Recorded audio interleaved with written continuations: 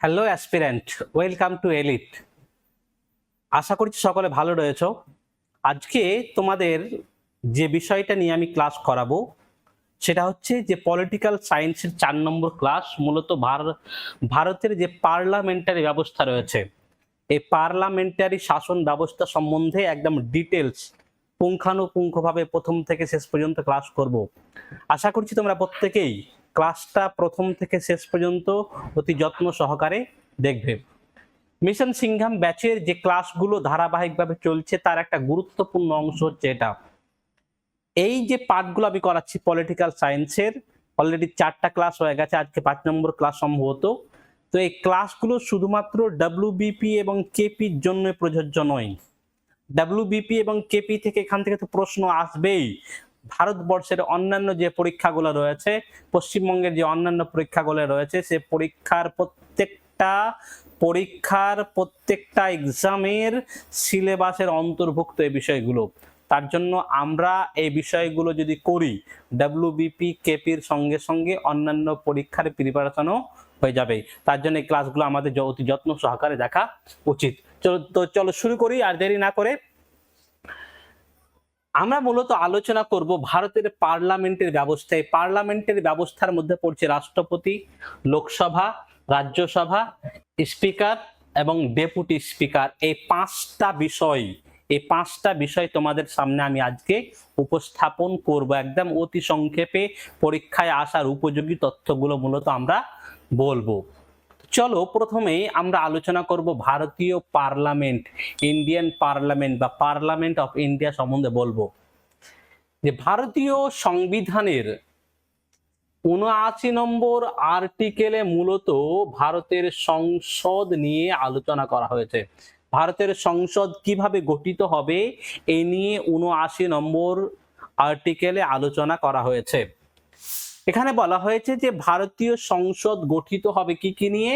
রাষ্ট্রপতি, লোকসভা এবং রাজ্যসভা, এই তিনটে প্রশাসনিক স্তর নিয়ে মূলত ভারতীয় সংসদ, ইন্ডিয়ান পার্লামেন্ট গঠিত হবে। কি কি বললাম?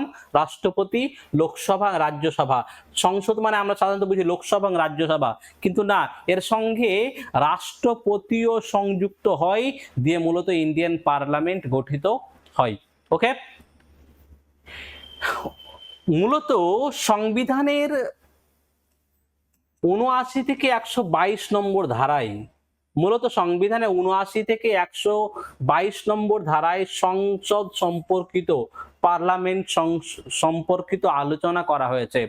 79 নম্বর ধারায় বললাম যে পার্লামেন্ট কিভাবে গঠিত হয়, কি কি নিয়ে গঠিত হয়, এটা আলোচনা করা হয়েছে এবং সংসদ সম্বন্ধে যাবতীয় বর্ণনা মূলত এই পার্টে 79 থেকে 122 নম্বর ধারায় আলোচনা করা হয়েছে, অনুচ্ছেদে আলোচনা করা হয়েছে।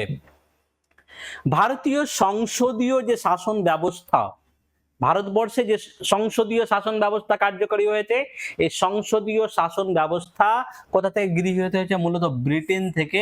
ব্রিটেনের সংবিধান অনুকরণে ভারতবর্ষে সংসদীয় শাসন ব্যবস্থা, পার্লামেন্টারি শাসন ব্যবস্থা গ্রহণ করা হয়েছে।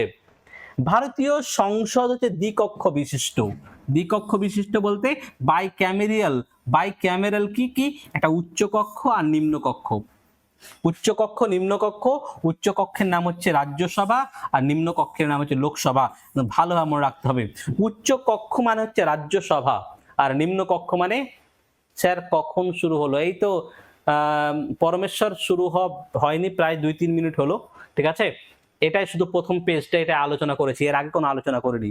ওকে, তো মূলত উচ্চকক্ষ গঠিত হচ্ছে রাজ্যসভা নিয়ে আর নিম্নকক্ষ গঠিত হয় কি নিয়ে?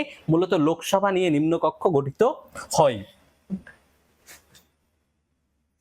তো লোকসভা প্রথমে আলোচনা করব যে লোকসভার অপর নাম হচ্ছে হাউস অব দ্য পিপল, জনসভার কক্ষ। এই লোকসভার সদস্যরা মূলত জনসংখ্যার সরাসরি ভোটে, প্রাপ্তবয়স্ক জনসংখ্যার সরাসরি ভোটে নির্বাচিত হয় বলে লোকসভার কে বলা হয় হাউস অব দ্য পিপল। ভারতবর্ষে মোট লোকসভার সর্বাধিক আসন সংখ্যা হচ্ছে 552 জন। ভারতবর্ষে লোকসভার সর্বাধিক আসন কত বললাম? 552 জন। প্রশ্ন হতে পারে স্যার এখন তো 552 জন নেই, তাহলে এখন ভারতবর্ষে রয়েছে বর্তমান সদস্য সংখ্যা হচ্ছে 545 জন, যদিও এটা এক্সটেনশন করে 552 করা যেতে পারে। তা লোকসভার সর্বাধিক কত আসন হতে পারে? 552 জন। বর্তমানে লোকসভার আসন কত? 545 জন। এই 552 জনের মধ্যে 530 জন আসন, 530টি আসন ভারতীয় অঙ্গরাজ্যগুলো থেকে হবে। কটা? 530টা আসন অঙ্গরাজ্য বলতে মুখ্যমন্ত্রী পরিচালিত যে রাজ্যগুলো, যেমন আমাদের পশ্চিমবঙ্গ রয়েছে, যেমন ত্রিপুরা রয়েছে, যেমন ছত্তিশগড় রয়েছে, যেমন মধ্যপ্রদেশ রয়েছে, এই অঙ্গরাজ্যগুলোতে 530টা সংসদ সদস্য থাকবে, এমপি থাকবে, মেম্বার অফ পার্লামেন্ট থাকবে, লোকসভা সদস্য থাকবে। তারপরে 20টি থাকবে কি থেকে? কেন্দ্রশাসিত অঞ্চলগুলির জন্য নির্দিষ্ট 20টি থাকবে কেন্দ্রশাসিত, যে 8টা কেন্দ্রশাসিত অঞ্চল রয়েছে, এই 8টা কেন্দ্রশাসিত অঞ্চল থেকে থাকবে 20 জন। তো কতজন হলো? 550 জন। আরো দুজন হচ্ছে রাষ্ট্রপতি মনোনীত অ্যাংলো ইন্ডিয়ান সদস্যদের মধ্যে থেকে রাষ্ট্রপতি দুজনকে মনোনীত করেন। টোটাল 552 জন, কিন্তু বর্তমানে সদস্য সংখ্যা কত? 545 জন। এর মধ্যে 543 জন বললাম, 545টার মধ্যে 543 জন জনগণের প্রত্যক্ষ ভোটের দ্বারা নির্বাচিত হন। জনগণের প্রত্যক্ষ ভোটে, জনগণের সরাসরি ভোটে নির্বাচিত হন কতজন? 543 জন। আর বাকি দুটো আসন কি হয়? রাষ্ট্রপতি অ্যাংলো ইন্ডিয়ান সম্প্রদায় থেকে কি করেন? মনোনীত করে লোকসভায় পাঠান। প্রত্যক্ষ ভোটে নির্বাচিত কতজন? 543 জন। আর অ্যাংলো ইন্ডিয়ানদের মধ্যে থেকে দুজনকে নির্বাচিত করেন কে? রাষ্ট্রপতি। তাই কিন্তু বর্তমানে এই অ্যাংলো ইন্ডিয়ান সদস্যটা আর নিয়োগ করা হচ্ছে না, অ্যাংলো ইন্ডিয়ানদের নতুন করে আর নিয়োগ দেওয়া হচ্ছে না। তার জন্য আমরা বলতে পারি বর্তমানে লোকসভার আসন সংখ্যা হচ্ছে 543টি। ওকে, পরীক্ষায় যদি অপশন থাকে 543, যদি অপশন না থাকে তাহলে 545 করতে হবে। ঠিক আছে, এবার যদি 543 এবং 545 দুটোই থাকে, তো যেহেতু বর্তমানে এখন কার্যকরী নয়, তার জন্য 543টা রাইট অ্যান্সার হবে। ওকে, চলো, লোকসভার সদস্যরা কার দ্বারা নির্বাচিত হন? জনগণের প্রত্যক্ষ ভোটে। কাদের? মূলত প্রাপ্ত বয়স 18 বছর কিংবা তার বেশি যে বয়স্ক ভোটার রয়েছে, তাদের প্রত্যক্ষ ভোটে, সরাসরি ভোটে মূলত নির্বাচিত হন। এই 18 বছরটা কবে কার্যকর? আগে ভোট দেওয়ার বয়স ছিল 21 বছর, কিন্তু 1988 সালে 61তম সংবিধান সংশোধনের মাধ্যমে, ভালো মনে রাখবে, 61তম সংবিধান সংশোধনের মাধ্যমে কি হয়? যে ভোটারদের বয়স 21 বছর থেকে কত করা হয়? 18 বছর করা হয়। ঠিক আছে, মনে থাকবে। তাহলে 61তম সংবিধান সংশোধন কবে হয়েছিল? 1988 সালে। 61তম সংবিধান সংশোধনীতে ভোটদানের বয়স 21 থেকে কত বছর করা হয়? 18 বছর করা হয়। একদম পরীক্ষায় প্রচন্ড মানে বারবার দেয় এবং একাধিক পরীক্ষায় এসেছে এই লাইনটা, যে কততম সংবিধান সংশোধনীর মাধ্যমে ভোটারদের বয়স 21 থেকে 18 করা হয়। উত্তরটা কি হবে? 61তম সংবিধান সংশোধনীর মাধ্যমে। লোকসভার সদস্যদের ন্যূনতম বয়স, সর্বনিম্ন বয়স কত? 25 বছর। এই 25 বছরের নিচে কোনো ব্যক্তি লোকসভার সদস্যের জন্য মনোনীত হতে, নির্বাচিত হতে পারবেন না, ভোটে দাঁড়াতে পারবেন না। এমপি ভোটে, লোকসভা ভোটে 25 বছরের কম সদস্য নির্বাচনে দাঁড়াতে পারবেন না। 25 বছরের বয়স অধিক হতে হবে। 25 বছর হলেই সে মেম্বার অফ পার্লামেন্টের জন্য নির্বাচনে দাঁড়াতে পারবে। তাহলে লোকসভার সদস্যদের ন্যূনতম বয়স কত? 25 বছর। লোকসভা সদস্যদের কার্যকালের মেয়াদ হচ্ছে 5 বছর। 5 বছরের জন্য এরা নির্বাচিত হন। এই যে কিছুদিন আগে নির্বাচন হলো, ঠিক আছে, তো এই নির্বাচনের মানে লোকসভার সদস্যদের, এমপিদের কার্যকালের মেয়াদ হচ্ছে কত বছর? 5 বছর। তবে রাষ্ট্রপতি চাইলে সম্পূর্ণ লোকসভা ভেঙে দিতে পারেন। এই ভেঙে দিলে পুনরায় নির্বাচন অনুষ্ঠিত হবে। এক্ষেত্রে 5 বছর কার্যকালের মেয়াদ সম্পূর্ণ নাও হতে পারে। ঠিক আছে, তবে না ভাঙার আগে অবধি লোকসভার সদস্যদের কার্যকালের মেয়াদ কত বছর? 5 বছর। এই লোকসভায় সভাপতিত্ব কে করেন? লোকসভায় সভাপতিত্ব করেন কে? স্পিকার। লোকসভায় সভাপতিত্ব কে করেন? স্পিকার। ওকে, আমরা স্পিকার সম্বন্ধে পরে আলোচনা করব বললাম, তার জন্য এখানে এটা শুধুমাত্র জেনে রাখো লোকসভায় সভাপতিত্ব করেন কে? স্পিকার। তারপরে চলো, লোকসভার বিশেষ কিছু ক্ষমতা রয়েছে। লোকসভায় সাধারণত 4 ধরনের বিল পাস হয়। লোকসভা বা রাজ্যসভায় মূলত 4 ধরনের বিল রয়েছে, পাস করা হয়। একটা হচ্ছে সাধারণ বিল, তারপর হচ্ছে অর্থ বিল, তারপর হচ্ছে ফিনান্সিয়াল বিল, আর একটা হচ্ছে সংবিধান সংশোধনী বিল। এই 4 ধরনের বিল মূলত লোকসভায় উত্থাপন করা যায়, লোকসভা কিংবা রাজ্যসভা উত্থাপন করে 4 ধরনের বিল ওঠে। কি কি বললাম? সাধারণ বিল, অর্থ বিল, ফিনান্সিয়াল বিল এবং সংবিধান সংশোধনী বিল। এই 4টা বিলের মধ্যে অর্থ বিলটা শুধুমাত্র লোকসভাতেই উত্থাপন করা যায়, রাজ্যসভায় উত্থাপন করা যায় না। অর্থ বিল শুধুমাত্র কোথায় উত্থাপন করা যায়? লোকসভায় উত্থাপন করা যায়। কিন্তু বাকি যে বিলগুলো রয়েছে, সাধারণ বিল রয়েছে, ফিনান্সিয়াল বিল রয়েছে, সংশোধনী বিল, এই বিলগুলো সংসদের যে কোনো কক্ষে, উচ্চ কক্ষ কিংবা নিম্ন কক্ষ, লোকসভা কিংবা রাজ্যসভা যে কোনো কক্ষে উত্থাপন করা যায়। কিন্তু একমাত্র অর্থ বিল, যেটা লোকসভা ছাড়া রাজ্যসভায় পেশ করা যায় না, শুধুমাত্র অর্থ বিল লোকসভাতে পেশ করা যায়। ভালো মনে রাখতে, পরীক্ষায় দেখবি। তারপরে অনাস্থা প্রস্তাব, যদি যে মন্ত্রিসভাটা গঠিত হয়েছে, যে লোকসভাটা গঠিত হয়েছে, সে লোকসভায় মন্ত্রিসভার উপর যদি কেউ অনাস্থা প্রস্তাব না আনে, নো কনফিডেন্স মোশন নিয়ে আসে, তাহলে শুধুমাত্র যে লোকসভায় উত্থাপন করা। কিছুদিন আগে তোমরা জানো রাহুল গান্ধীর নেতৃত্বে অনাস্থা প্রস্তাব রাখা হয়েছিল। তো লোকসভা ভেঙে দেওয়ার জন্য অনাস্থা প্রস্তাব শুধুমাত্র কোথায় আনা যায়? মূলত লোকসভাতেই আনা যায়। মানে মন্ত্রিসভা ভেঙে দেওয়ার জন্য প্রধানমন্ত্রী নেতৃত্বে যে মন্ত্রিসভা গঠিত হয়, সে মন্ত্রিসভা ভেঙে দেওয়ার জন্য মন্ত্রিসভার লোকসভার প্রতি অনাস্থা প্রস্তাব শুধুমাত্র কোথায় আনা যায়? শুধুমাত্র লোকসভায় আনা যায়। এটা রাজ্যসভায় অনাস্থা প্রস্তাব আনা যায় না। মানে লোকসভা ভেঙে দেওয়া যায়, রাজ্যসভা ভেঙে দেওয়া যায় না, তার জন্য শুধুমাত্র লোকসভাতেই অনাস্থা প্রস্তাব নিয়ে আসা যায়। মন্ত্রিসভা গঠিত হয় লোকসভা এবং রাজ্যসভা সদস্যদের নিয়ে, সে মন্ত্রিসভা যৌথভাবে কার নিকট দায়িত্বশীল? লোকসভার নিকট সম্মিলিতভাবে এরা দায়বদ্ধ থাকে। যে মন্ত্রিসভা গঠিত হয় রাজ্যসভা এবং লোকসভা সদস্যদের নিয়ে, সেই মন্ত্রীরা তাদের কার্যকলাপের জন্য, তাদের যে কাজগুলো করেছে তার কাজের জন্য কার কাছে দায়বদ্ধ থাকবে? মূলত লোকসভার কাছে দায়বদ্ধ থাকবে। লোকসভায় তার বিরুদ্ধে প্রশ্ন তোলা যায়, প্রশ্ন তুললে তাকে উত্তর দিতে হবে। মূলত মন্ত্রীরা কার নিকট দায়বদ্ধ থাকে? লোকসভার নিকট দায়বদ্ধ থাকে। কি? চলো পরবর্তী। এগেল লোকসভা। তার লোকসভার আমি আরেকটা নাম বলেছিলাম হাউস অফ পিপলস। ঠিক একই রকম ভাবে রাজ্যসভার আরেকটা নাম হচ্ছে কাউন্সিল অফ স্টেটস। রাজ্যসভার আরেকটা নাম হচ্ছে কাউন্সিল অফ স্টেটস। রাজ্যসভার সর্বাধিক আসন সংখ্যা কত? 250 জন।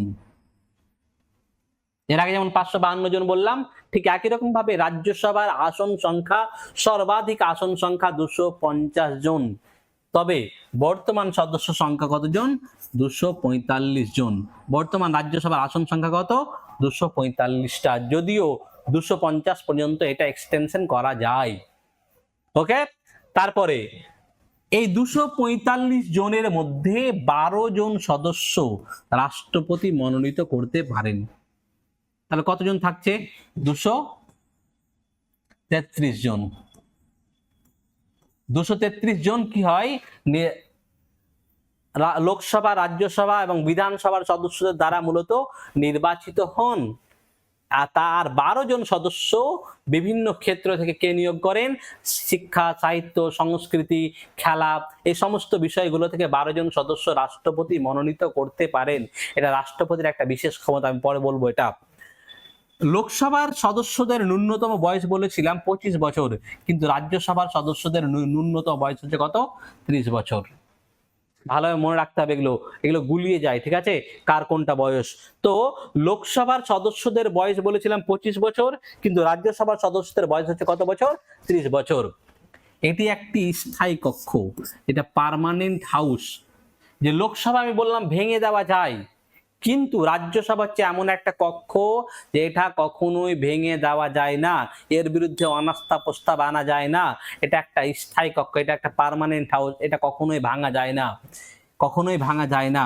প্রতি 2 বছর অন্তর কি হয়, 1/3 সদস্য, 1/3 সদস্য, 3/1 সদস্য কি করেন, অবসর নেন, তাদের কার্যকাল শেষ হয়ে যায়, দিয়ে অবসর নেন, দিয়ে আবার নিয়োগ হয়। এভাবে প্রতি 2 বছর অন্তর অন্তর নিয়োগ হয়।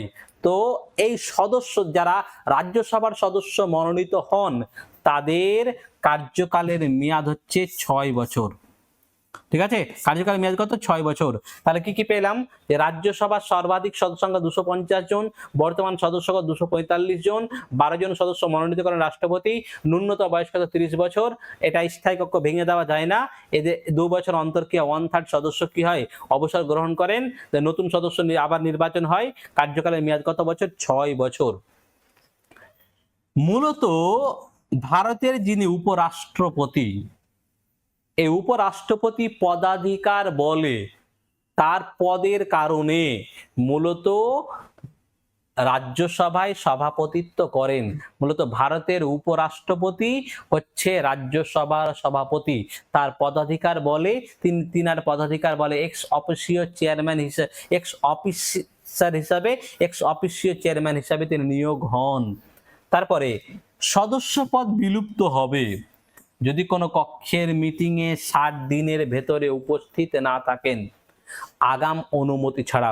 কোন রাজ্যসভার সদস্য আগাম অনুমতি ছাড়া যদি 60 দিনের বেশি সংসদে অনুপস্থিত থাকে তাহলে তার সদস্যপদ কি হবে, বাতিল বলে গণ্য হবে। ওকে, তাহলে আমরা পেলাম। এবার তুলনামূলক আমরা আলোচনাটা দেখে নিই যে লোকসভা রাজ্যসভা গুলিয়ে যায় বলে আমি একটা ছোট্ট একটা তুলনামূলক একটা করেছি যাতে তোমাদের মনে থাকে। কক্ষ, লোকসভাতে নিম্নকক্ষ, রাজ্যসভা উচ্চকক্ষ। লোকসভার বর্তমান সদস্য সংখ্যা কত, 543 জন, আর রাজ্যসভা কত, 245 জন। ওকে, লোকসভার সদস্যরা জনগণের ভোটে সরাসরি নির্বাচিত হন, প্রত্যক্ষ ভোটে নির্বাচিত হন, কিন্তু রাজ্যসভার সদস্যরা কি হয়, পরোক্ষভাবে জনগণের প্রতিনিধির দ্বারা নির্বাচিত হন রাজ্যসভার সদস্যরা। ওকে, তাই জন্য প্রত্যক্ষভাবে নির্বাচিত হন। লোকসভার সদস্যদের ন্যূনতম বয়স 25 বছর, আর রাজ্যসভার সদস্যদের ন্যূনতম বয়স কত বছর, 30 বছর। লোকসভার কার্যকালের মেয়াদ কয় বছর, 5 বছর, আর এর 6 বছর। লোকসভা ভেঙে দেওয়া যায়, লোকসভার বিরুদ্ধে অনাস্থা প্রস্তাব এনে ভেঙে দেওয়া যায়, রাষ্ট্রপতি ইচ্ছা করলে লোকসভা ভেঙে দিতে পারেন, কিন্তু রাজ্যসভা কখনোই ভেঙে দেওয়া যায় না, এটা একটা স্থায়ী কক্ষ। লোকসভায় কে সভাপতিত্ব করেন, লোকসভায় সভাপতিত্ব করেন কে, স্পিকার, কিন্তু রাজ্যসভায় সভাপতিত্ব করেন কে, উপরাষ্ট্রপতি।